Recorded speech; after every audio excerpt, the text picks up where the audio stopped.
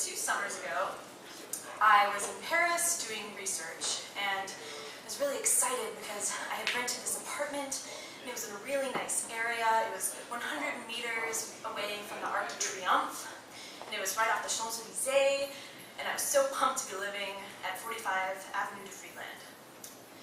But the thing was, it wasn't 45 Avenue de Friedland, it was 45B Avenue de Friedland, which ended up being the former servants' quarters for 45 Avenue de Friedland. There was a grand door for 45, and then a tiny little door next to it that said service. Tiny. Walk up 8 floors of stairs, and you get to this open bathroom area, which I was supposed to be sharing with one other apartment. So I thought, that's cool. I'm a student. I can hang with that. It's fine.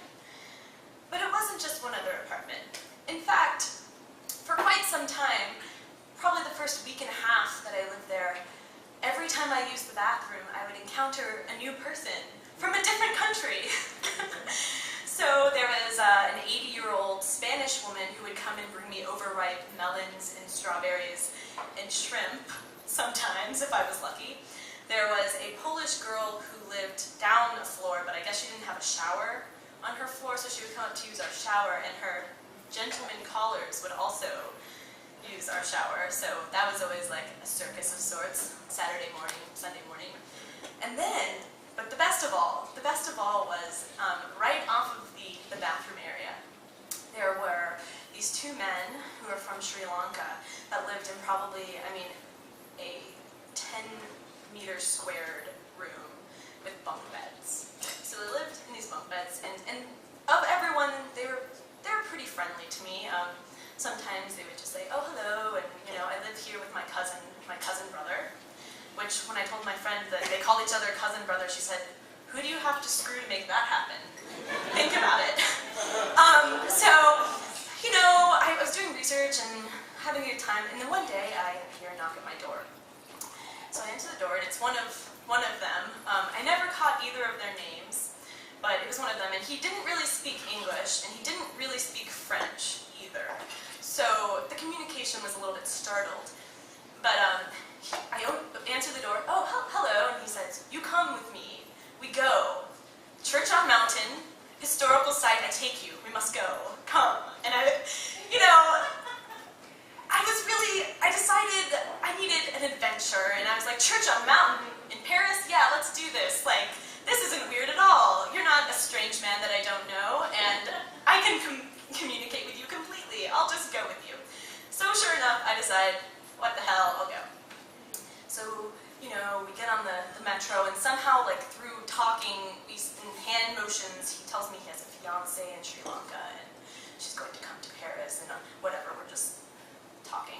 We get off the metro at Anvers, and I was like, oh, where are we? And then sure enough, he takes me to Sacré-Cœur Cathedral on the big hill in Montmartre. And I was like, oh, well, this is great. I'm here with my homeboy, and we're checking out Sacré-Cœur, and it's really nice. But as we're approaching, he starts, he just takes my hand. He's like, I'll take your hand, it will be safe. And I was like, what? No, but it was the kind of thing where I could just take it away. I was like, no, dude, just chill out. Of course, he didn't understand me, and whatever. So we get closer, and I was like, oh, can you take a picture of me with my camera? And, then he's like, oh, I'll take a picture with my camera. And, oh, I'll take more pictures. I was like, no, please stop taking pictures of me. And it's the kind of thing where it's, escalating, and he keeps trying to hold my hand. Also, since arriving in Paris, I was pretty much being sexually harassed all the time by Frenchmen because, So, I started getting extremely agitated. Normally, I'm a very chill person. But this was just the breaking point since I've been there. And we're down at the very base where there are tourists everywhere. If you've seen Amelie, it's like the carousel is going around and people everywhere. And I just flip out. I flip my shit. I'm yelling at him in French. I'm like, tu, ne, touche, pas. Just as clear as I can be, get the hell away from me. And I stopped, and I felt this cathartic exodus of just screaming in public at this guy.